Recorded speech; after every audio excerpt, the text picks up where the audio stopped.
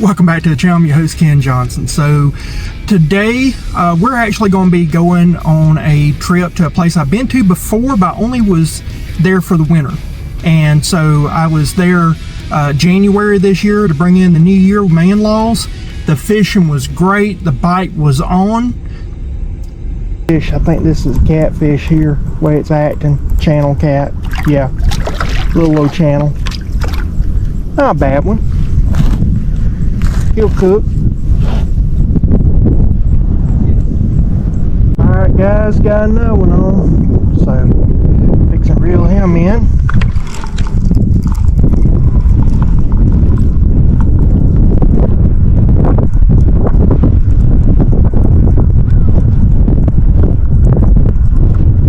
A little catfish, I'm sure.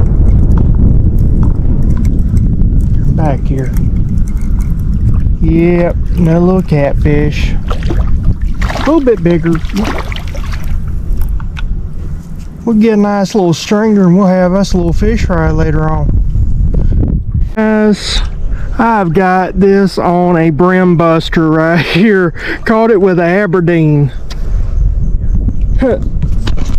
Mom-in-law's done caught a catfish. Whoa, I caught me one too, guys. Caught me one too. Live action. Oh, she's got a nice one there. Yeah. And then I got one here on brim buster. It just came off. Oh. That's a nice one right there. Catfish. Borrow your pliers. Alright. Be right back. Ma-in-law's done caught another one. So far I have caught, alright, I hooked two and lost them. So it's kind of interesting. Got another one. He ain't as big as the other ones. Nope. Pa-in-law's got one now. See what he's got. Oh yeah, he's got a good one. Yeah. He always catches a good one. He always catches the good ones. There we go. Man, that's a big one. Looks like it. Oh yeah. Good size one there. Yeah. Nice little channel. This time we're coming back late summer. I want to see how it appears now versus then. So that's the whole point of it. You can tell I just got back. I hadn't unloaded truck yet, but I want to do this intro. Huge shout out to Sladen. He's a member of the Poarch band of Creek Indians, and as you know, I'm Cherokee. I'm with the Florida Tribe Cherokee Indians. My tribe is non-federally recognized. His is federally recognized. They are the ones that govern where we're going to. And he was a fantastic young man. He gave me some pointers. We talked about fishing. It was just a blast talking with him. He definitely loves fishing. So Sladen, thank you so much. I enjoyed our time on the creek. Unfortunately, he was with his grandmother, and due to YouTube standards, I cannot show children without parental permission, and a grandma doesn't count. So unfortunately, I couldn't have him on channel. Otherwise, I would love to let y'all meet him because he is a exceptional young man. But with that, let's get on with the trip. Welcome to another episode of Fish Around and Find Out. So we are at the Poarch Band of Creek Indians property at the Magnolia Branch Wildlife Preserve. So this basically is a investment property for the tribe. As you know, I'm Cherokee, they're Creek. And this is their tribal investment property where people can come, camp, enjoy wildlife, fish, do all that kind of good stuff. So I want to say to the Poarch Creek Indians, Mado, which is Miccosukee Muskogee, sorry, wrong tribe, Muskogee, for thank you. And so we're going to see if we can't catch something here. So my friend Rachel, if you've ever watched channel, you know who that is. She's stationed in the military, and she went to see her friends and family in California and came back with salmon eggs. And so I'm going to start off fishing with salmon eggs and see what we can do here. Now, we've had a real big front come through already. It was storming. It'll probably storm tonight. But I am of the same opinion that Bill Dance is, that there's 2 times to go fishing, when it's raining and when it ain't. So it's sprinkling right now, but we're going to see if we can't catch something. So if you don't know what this is a turtle trap. So it's 1-inch mesh. It's about 3 foot wide, 3 foot high, and it's got a little V in there. And that's for turtles to get in. They put in their canned meats and stuff like that to lure in the turtles. And what it is that they're relocating snapping turtles and things of that nature, so that they're not impacting the fishing, but they're not being needlessly destroyed either. So it's part of wildlife management. I think it's kind of cool. Something that you have to think about when you got bunch of different waterways. I am on. I threw this out, didn't take but just a second or two, and I was on. And that's on the salmon eggs, just moving to a different location. There we go. First one of the day. Not even out here 5 minutes, 6 minutes. Whoa, now, calm down. I'm fixing to put you. Alright, let me take care of him, and then we'll be back and do some more fishing. I did want to show something here. So there's a lot of people who don't know how to hold a fish, and what you do when you got a catfish, because you got barbs there, there, and there. And so what you do is you grab underneath, and then he can't hurt you from there. So that comes out right there, and I'm going to put him on stringer. Something took my cork under, and that was it. So I'm going to check and see if I got any bait left. I did, just something couldn't take it under for some reason. I don't know why. Oh well, let's try it again.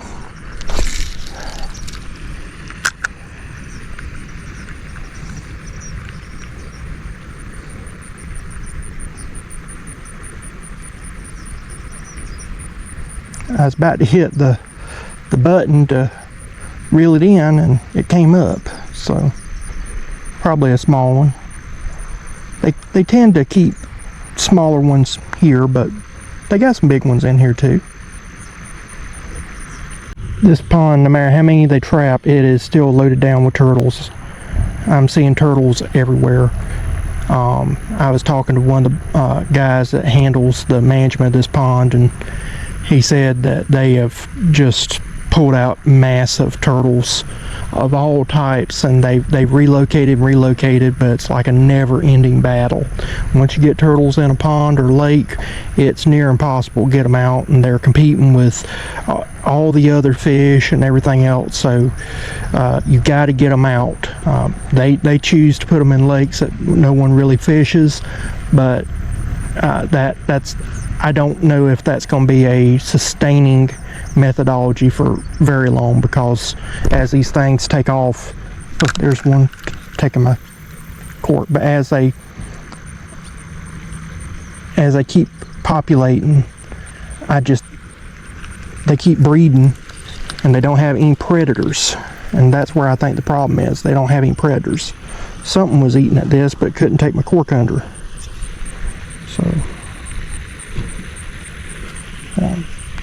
if it's a catfish, it would have taken it under no problem. This is a size 2 hook, Aberdeen. I use my DIY flip hook method. If you hadn't seen that video, watch that. It shows you how to do it. But man, the turtles are just absolutely crazy here. This is what I'm dealing with here, folks. A turtle has gotten wrapped up in my line. That's why I was saying they're getting wrapped up in line. It bit my line and won't let go. Oh, you idiot turtles. Alright, let me help you out, buddy. You come here. I'm not going to harm you. I want to, but I'm not. I have respect for the Indians, Creek Indians. Let's see what we got here.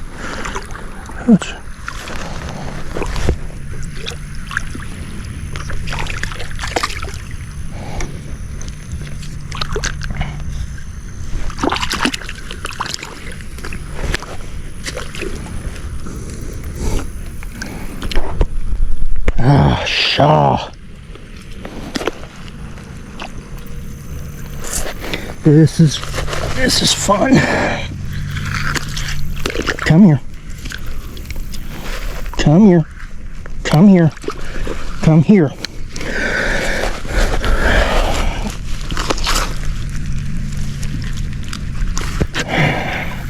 Turn you over. See where you're at. I know. You got that all wrapped up in you. Alright, hold on. You will stop fighting.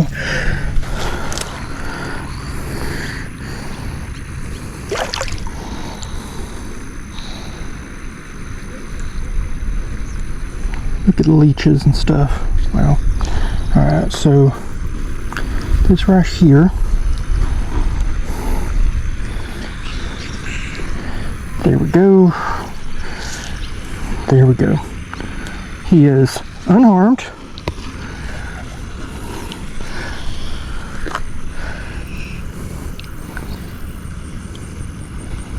Wow. Beautiful animal. Beautiful animal. Alright, let's release you. Not eating you today. Be free. You know what? I'm making an executive decision here. For whatever reason, I felt the moment I caught this catfish, I needed to take him and throw him back.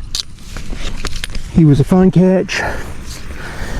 He is still alive. He is still well. He is unharmed.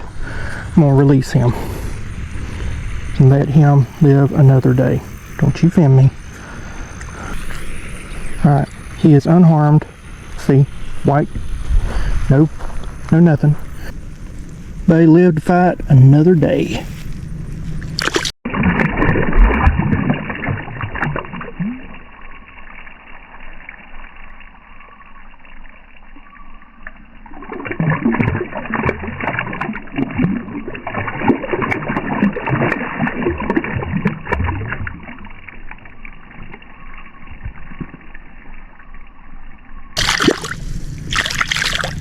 Moved locations. There's a dam way over there. I may try to mar out, so I may go do the dam there. There's some other lakes and some other spots I'm going to try out, but just off of initial thoughts of this place, the waters are extremely shallow and grassy, and so that leads me to believe that what they need to do is put in a bunch of threadfin shad and probably some gizzard shad. The shad would go nuts in this location, and then that would be forage fish for all the other fish that you need, like a catfish or bass. I saw some what looked like chain pickerel, so that would help out, you know, feed chain pickerel. I like catching chain pickerel, and if they ever want to turn this into a lake to fish and people to catch a bunch of fish, they may want to consider doing crappie. There's not many crappie locations in the area, and this could be a crappie destination, but they got to have enough forage fish, and right now I am not seeing abundance of life. I am seeing some forage fish, minimal amount. They're feeding the catfish. There's a good amount of catfish, but that's it. You know, I've seen a few brim, not many brim. One or two brim beds that, you know, it's after the full moon, so they're abandoned right now. They'll come right back to it in the next few weeks, but I'm not seeing that much. So I would say they need to put some threadfin shad definitely in here, and maybe put some gizzard shad in here to kind of eat down the grass a little bit. Let them breed for about 2 to 3 years, go nuts, and then come back with some crappie. And this could be a go-to crappie destination. Something else that I wanted to bring up is that you notice the parasites on the turtles. One of the things that, if I was managing this lake system for the tribe, I would suggest they put in, I don't know, 2,000 to 3,000 shell cracker in the various ponds and lakes and streams.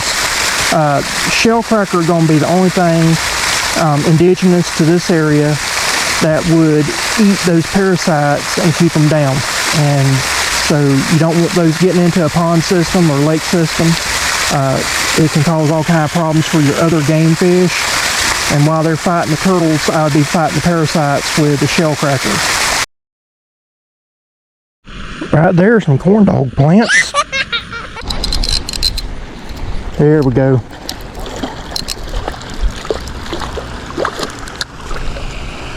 There we go.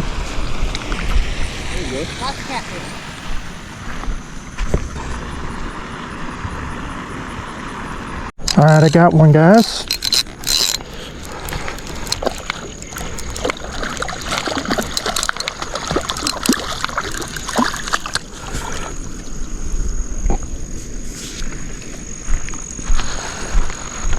We're on again, folks.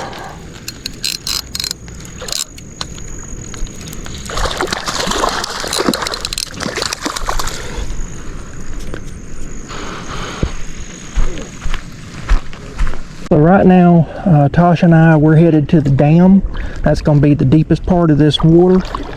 This lake right here is very shallow. Most spots are not going to be more than 4 foot deep, so I'm hoping I can get a little deeper. I've got my lure about 2 foot down, and what I'm doing is I'm going to just let troll. So I've got it in the rod holder, and it's just riding behind me. So if something wants to hit it can. If not, oh well. Once we get to the dam, then we can go from there. I just tested the water with my paddle, and it's barely 5 foot deep right here. So like I said, around the dam was going to be the deepest part, and this is a shallow water lake. I'm going to go a little deeper, not much, because can't go too much here. Ain't that much depth. Again, this is where a shallow water pond, this would be perfect to raise some shad and build you a fine crappie pond. So in case somebody's wanting to know what I'm doing, I'm using a jig and bobber to keep it at a certain depth. If this don't work, I may switch over to just fishing on the bottom without a cork. But I have found that a jig and bobber is a deadly combination sometimes. And I am more prone to use a jig and bobber than I am doing bottom fishing when it's possible. But I am not opposed to taking that cork off and fishing on the bottom if I have to. But this lake is covered in grass, so that kind of lets me kind of skirt the grass a little bit.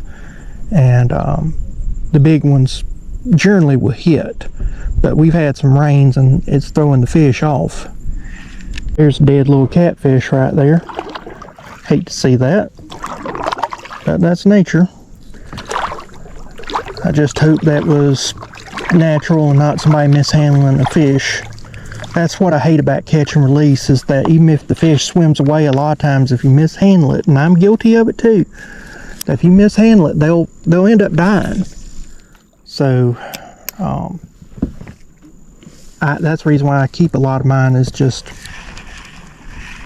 it's management, and also just to make sure you're using a resource if you took it out of its environment to use it. Now turtles, they will have something to eat, but there'd be better uses for that fish.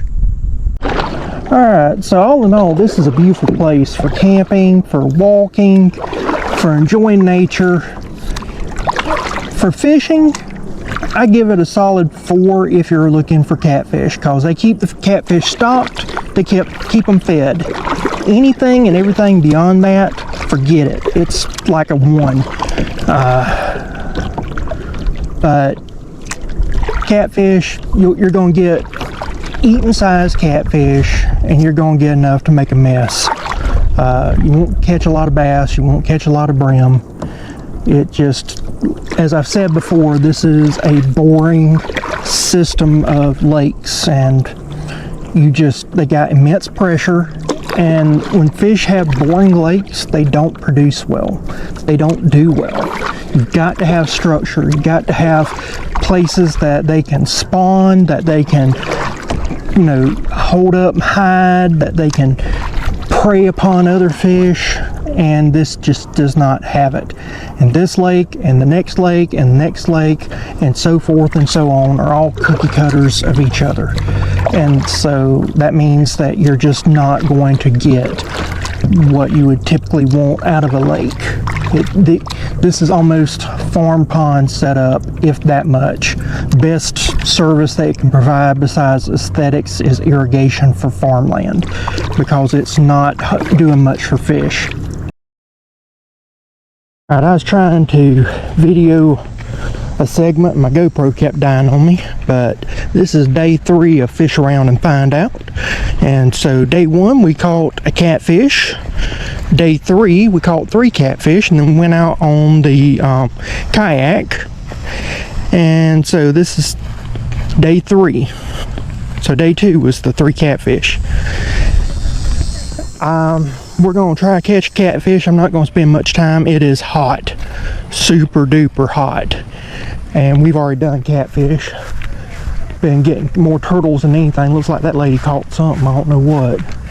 And I'm going to fish around, find some other streams, test out some baits, and maybe, just maybe, we'll have something nice. Looks like she caught a turtle. No, she caught catfish. Alright guys, we're on. First fish of the day. Another catfish.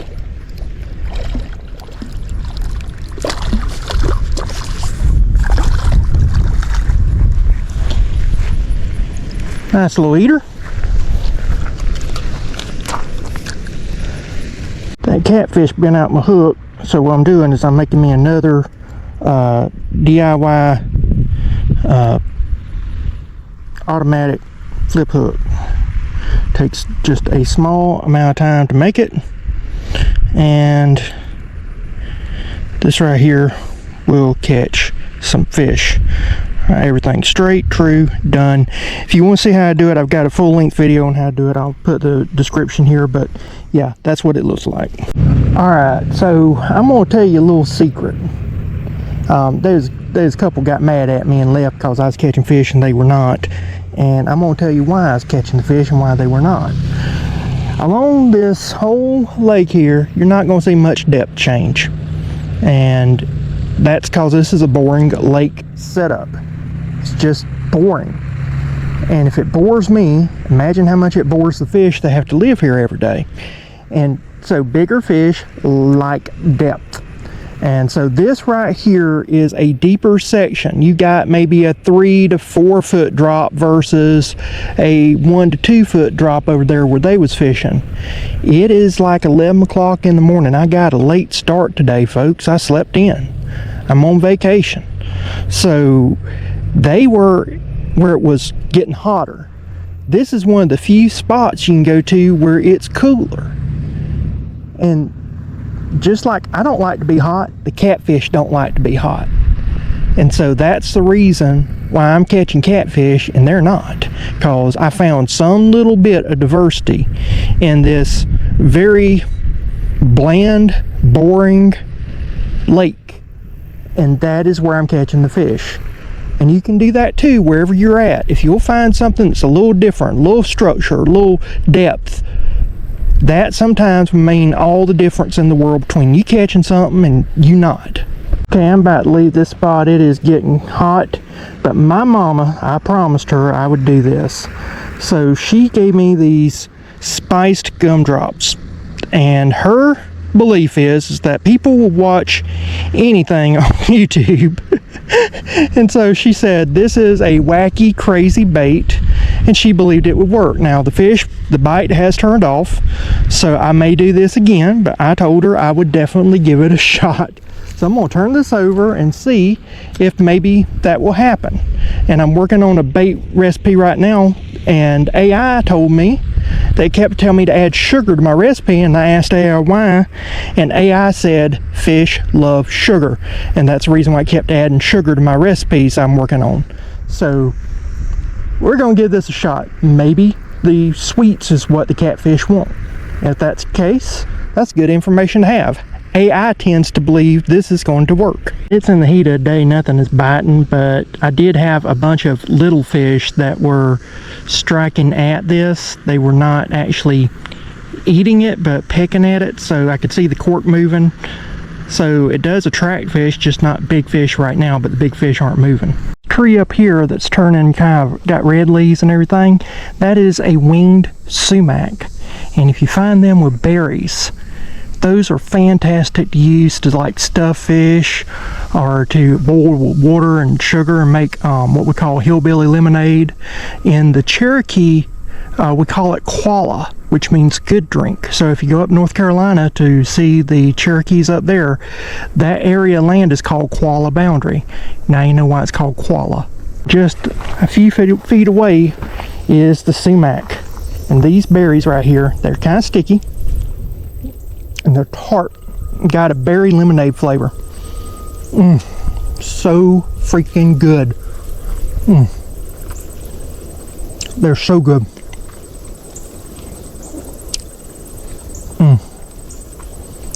Perfect. And so you just take those, cut them, and stuff a fish, give it a beautiful lemon flavor, or you can take them and just boil it down, like I said, make a berry lemonade with it. That is phenomenal. That's a good little treat, full of vitamins, nice little pick-me-up, refreshing. I love it. Even 10 foot away from the sumac bush, we now have a spillway, and I'm putting on this little bait right here called a brim bug. We're going to see how this works. So all these lakes are fed by spillways, one lake into the other. So I'm not surprised that there is one. All I'm doing is just exploiting this. See if I can get this brim bug to catch something. Alright, so I went ahead and added a cork because we're on the other side here. And I'm going to see if I can't just slowly ease this. Looks like just minnows are here. Not seeing any type of brim or nothing. Just a bunch of minnows. Which is fine. That tells me a little bit about this lake. Tells me about general health. Tells me about fish behaviors. Tells me a lot. None of it's good, but it tells me a lot. This place right here is absolutely breathtaking. I love this little pond here. It is one of the better spots on the property. Water is clear. That's the only thing I dislike about it. I've been told that there's some big bass in here, but I've never seen any big bass. But just as I say that, there you go. What I'm going to do is I'm going to try the bug and see how that works, and then I might put on a worm or something other. Now this is a good test, see just how willing the fish are to eat. Got a worm on there, live worm. If they don't eat this, then they ain't hungry, which could be the case. I may have to deepen the, probably will deepen the cork. Okay, let me do that now.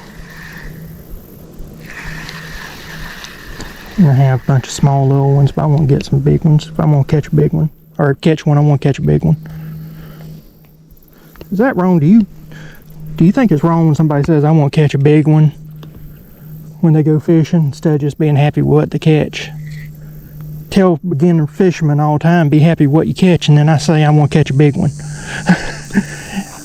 I attribute it to being that's an evolution of the fisherman, and that you go through stages where you want to catch something, and then after a while you want to catch something that's, you know, you want to catch numbers, and then you want to catch a trophy, and then after a while you just want to catch something that's a little different, or you want to do something a little different. That's the reason why you see these old men playing around with ultralights and things of that nature. They've done everything in the world. So you watch some of these crappie channels, and guys, you know, you realize that they might have another 10 years left in them before they retire or they pass on, and they're fishing with 2-pound test line, and it's because they've done everything in the world, and they're just wanting to have something different.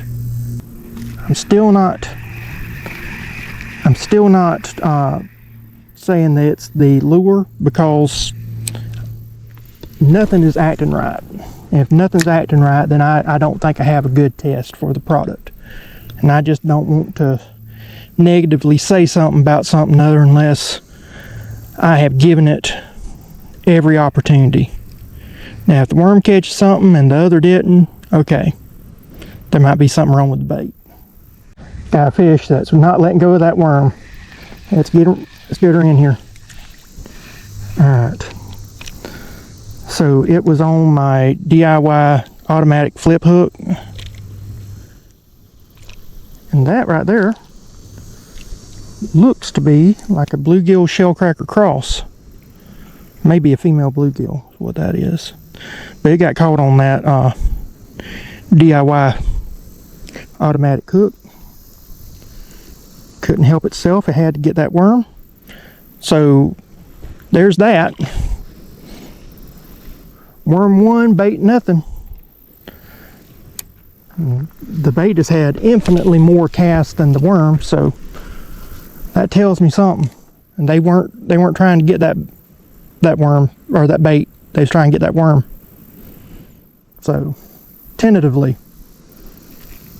not looking good. I about fell and busted my butt 100 times walking this deepest part right here. It is pretty. I'm trying to get to a shaded location. I don't know if I can get to a shaded location.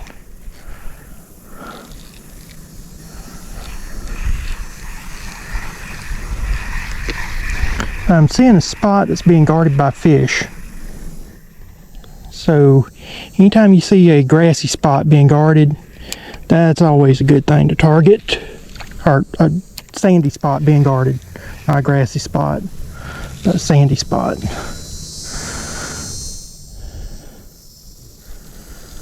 I may have to put a weight, because I don't have a weight at all.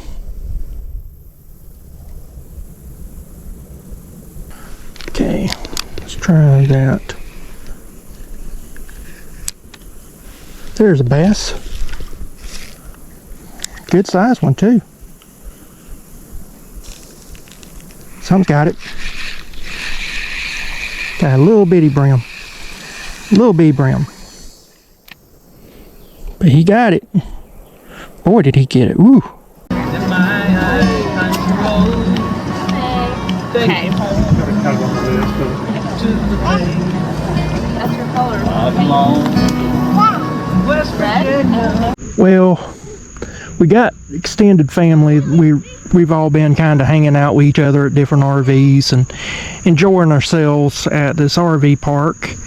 And so after everything died down, I figured I'd do a little bit of fishing.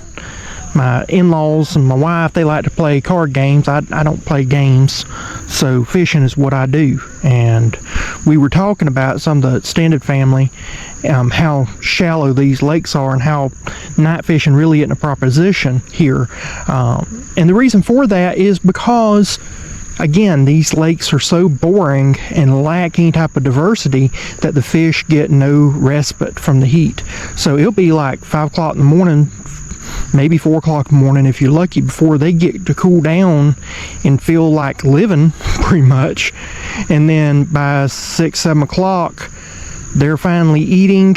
They'll get fed by the tribal people, and then they'll be out in the grueling hot sun again to do another day. And until the temperatures change, that's what you can expect. I mean, this one of my cousins, he said, he was telling his dad, he said, I could literally wade out in the lakes. He said, no part of the lake system be over my head. That's pretty sad. Alright, we're on day 4, headed to the creek. We're on the e-bike, so it won't take long to get here to the creek.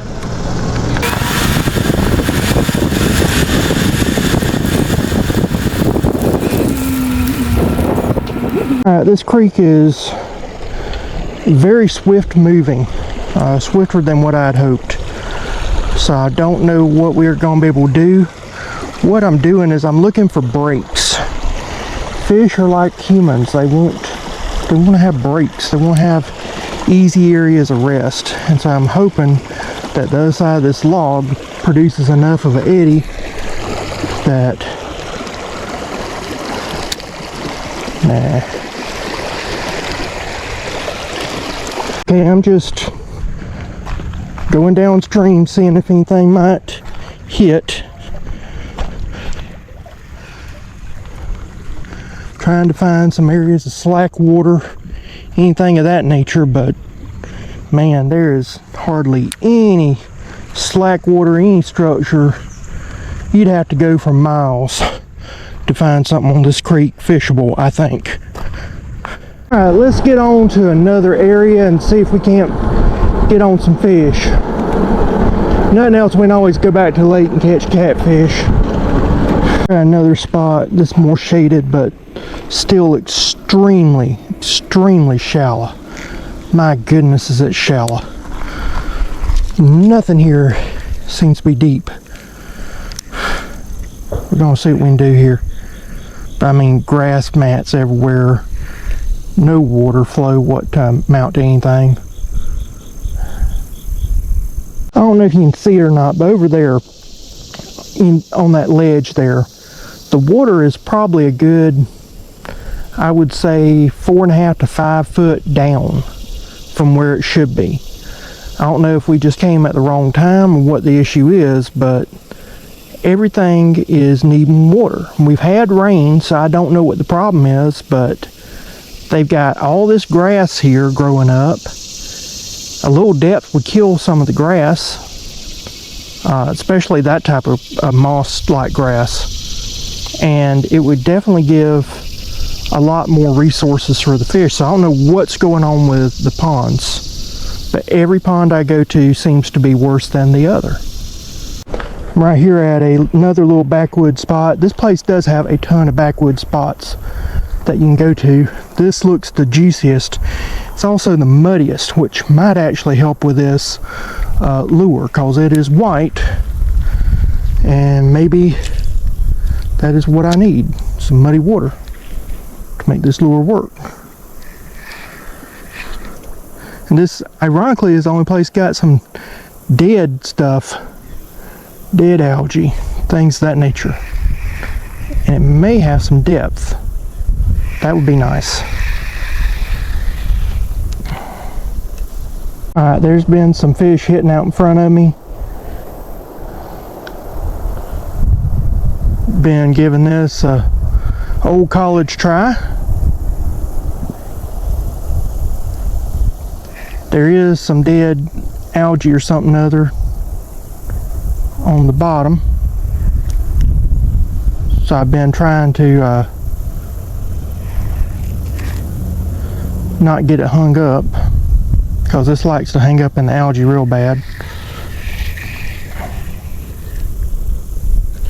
I'm gonna give it a little bit more, and then if it don't do what I want it to do, I'm gonna try a worm and see what happens. Alright, I switched over to my DIY automatic flip hook. I think this is like a size 6 or something. No, stuff is hitting all over.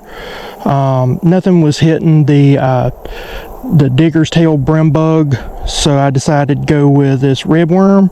Got it about 18 inches or so. We're gonna see if something hits this. I think it will.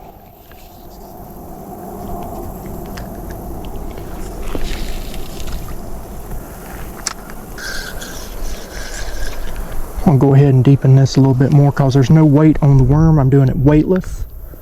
And so that worm is falling at a very slow rate of speed, presenting very naturally to these fish, I hope.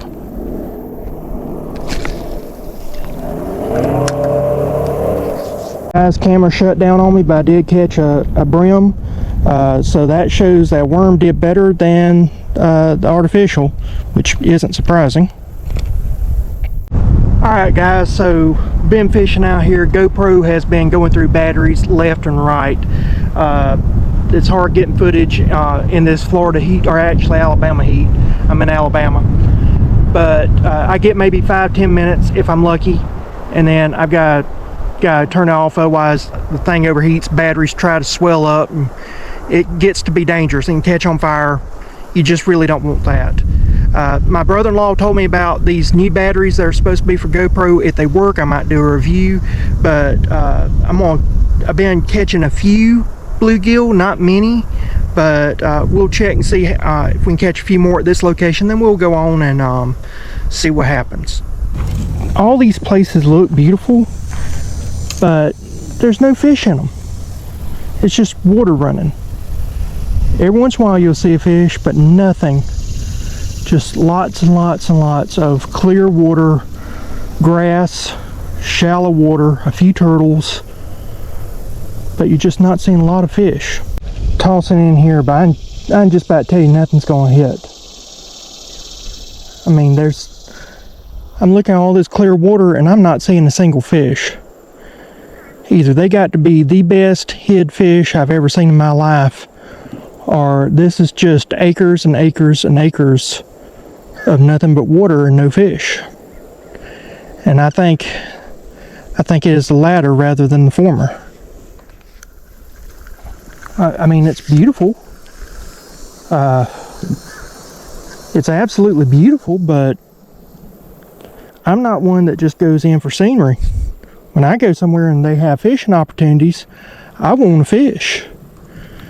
And if I can't fish and they say they got fishing opportunities, and the only thing I do is catch stocked catfish, I'm pretty bummed out after a few days. I mean, a day or two, okay, that's fine, but after 2 or 3 days, I'm done, and I'm wanting something different. Nothing's coming out of the depths, nothing is hiding under something other. And this is a pinched area. That's the thing about it. Whenever you're fishing, any place that's kind of pinched and has a different depth to it, it's deeper and it pinched off and got a swifter current, that's normally where your bait fish congregate. That's normally where your predators like to congregate. None of that.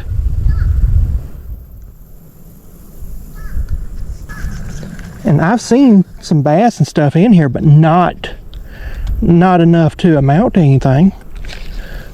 Not see any bluegill, shell cracker. You see some turtles. You see some minnows. That's about it. This right here can support maybe 5 or 6 bass max. And this is probably about, I don't know, 2-3 acre pond. Nothing big. But it just doesn't have the forage. You could put, again, going back to the crappie, you could fill this whole area with fathead minnows and with shad. Really and truly, fathead minnows probably be the best source, but shad would also eat the plankton and everything else. And crappie would go nuts in here. You could have crappie for days. You'd have to let your forage sit for about 2 or 3 years to get to something, but once you did and you put in the crappie, my goodness, this could be a go-to destination for crappie fishing. But right now, these little lakes are doing nothing. They're just scenery, nothing else. And I think that's a huge waste. That's a tremendous waste, just have open water with nothing in it. if this is going to be a wildlife preserve, have wildlife in it. Be taking care of that wildlife. Engaging people to actually try to partake of the wildlife. None of that's being done. Again, this is about, I don't know, 2-3 acres at least of shallow water. Maybe 2 foot deep max. You could walk all the way across this. Never get chest deep. Never get hip deep. And not the first fish in here. I'm not saying that there's not fish, but all in all, just a lot of wasted water. You got grass, you got water, you got some forage fish, a few bigger fish, not many, and that's it. It's not a healthy ecosystem is what I'm saying. Alright, so I don't know if they know how to spell or don't know how to spell or what it is, but it looks like holy tree, Holey tree is what they call this. I'm seeing some trees down here, or some cars down here. I can't talk today. Hearing a lot of people screaming, playing around, so that's good. And I think this is the creek right here where everybody plays at. I'm gonna go into this location here and see if I can't get some dark water and see if some fish hit here.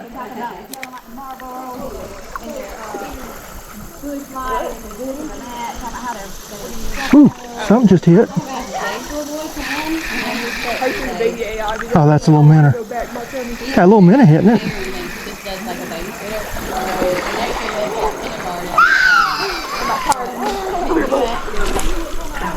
See where them eddies right there.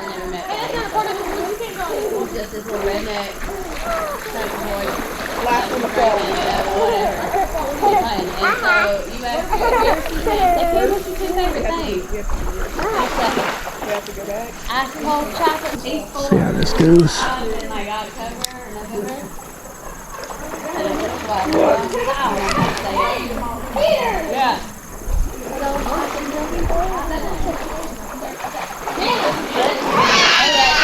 We got some fish that's trying to bite this, but they're too small. They're itty bitty little things.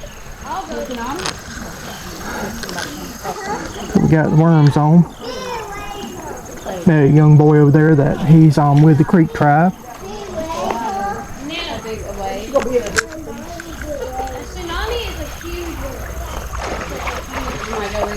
Huge shout out to Sladen. He's with the Poarch band of Creek Indians. So we were talking, sharing some tips. He was telling me about some places that I might want to look into. I don't think I'm going to have time before I have to leave.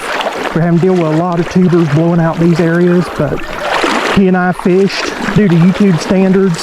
I can't have children without the parent's permission. He was with his grandma, that's not his parent.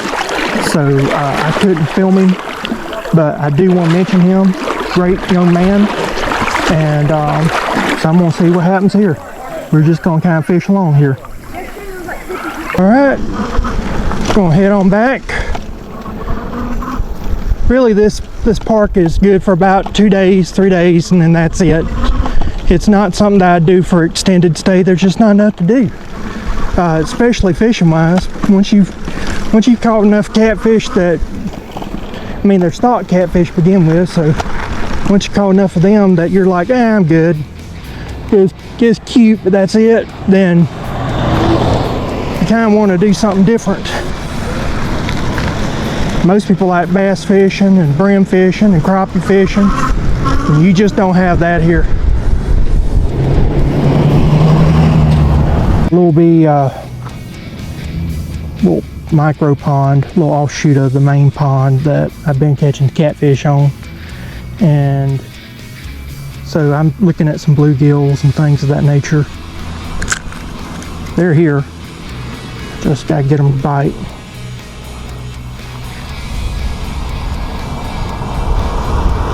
This worm's dead. Get me a fresh worm on.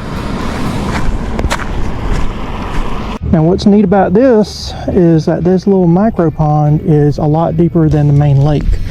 So this can hold a little bit more diversity here. One of the few places that fish can get a respite. Well guys, I just want to say thank you for watching this episode of Fish Around and Find Out, where we explored the Poarch Band of Creek Indians Magnolia Branch Wildlife Preserve. So this is a interesting little spot.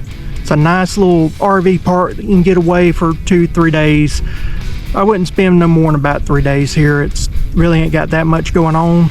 The ponds are a little bit boring. Fish, they need cooler temperatures. I would come when it was cooler, but man, I did have a good time here exploring around. Fun, interesting little location. If you will, please give this video a like, share, comment, subscribe. All that really does help out the channel, and I'll see you again next time. Bye.